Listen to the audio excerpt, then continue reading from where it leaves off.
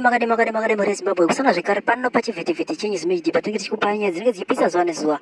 Nyaya iri pana panyaya yada kuti tinge tichikuzivisai kuti zvii zviri kumboitika munyika yeZimbabwe nekuti hazvina kumira mushe munyika yeZimbabwe. Tine nyaya iri kutenderera iri kubva kumavheterenzi yada kuti tinge tichikuzivisai. Nyaya iri kubva kuvana vamavheterenzi. Nyaya iyoyo mamiriro ayakaita inyaya yakamira yakadai so. Pano parotaura kunzi Paul Tungwarara Minister Garwe uyo Garwe ane vana vari kuchema kuprovinsi kwake mushure mekunge iye asiri kuchengetawo vana ivavo zvakanaka muprovinsi make.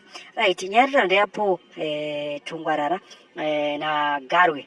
Right, nyaya iri pana Paul Tungwarara naGarwe ndeyekuti varume ava ndivo vega vasara vakamira vachizvidzira kuti Emazon Dambudzo Mnangagwa vanofanira kuenda 2030. Ndo vanhu vasara vakamirira nyaya iyoyo vachisimbisa nyaya iyoyo.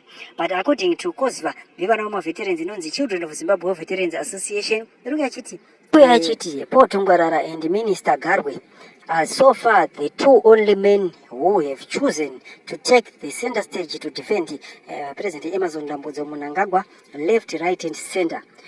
Tungwarara introduced several presidential fund schemes which have gained a lot of mileage, but still there is massive resistance within. Right, mune Zimbabwe nyada kuti kuzwisise panongoitwa kaorganize panongoitunzi pane kamwe kafund karipo kana kuti pane pari kugoverwa zvinhu zvatengwa nehurumende yeZimbabwe. Ziva kuti pane dhiri hombe ratoitwa ipapo. Ndoda kuti mucherechedze kana pane vane mainvoice vanoshanda pedyo nevanhu vanotoita nezvavo panapa.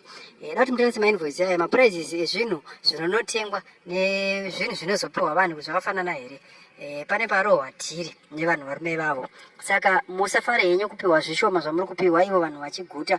Right, chandoda kuti ndikuzivisei ndechekuti Paul Tungwarara naGarwe ndo vanhu vari kushandiswa kutonyora vanhu vese vanokasumudza musoro vakafanana naGeza ndo vanhu vari kushandiswa kunyanya Tungwarara.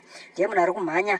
That's why muri kuona ari kungoita tumafunds tisiri kupera. Ari kuzama tumaplan tekuti Emazon Dambudzo Mnangagwa anga aripo kusvika 2030. But zvinhu zvisiri kuita nekuti vanhu vazhinji vakagomboka. Ndazvo muri Zimbabwe kuti zvamunofunga panyaya. Thank you for watching.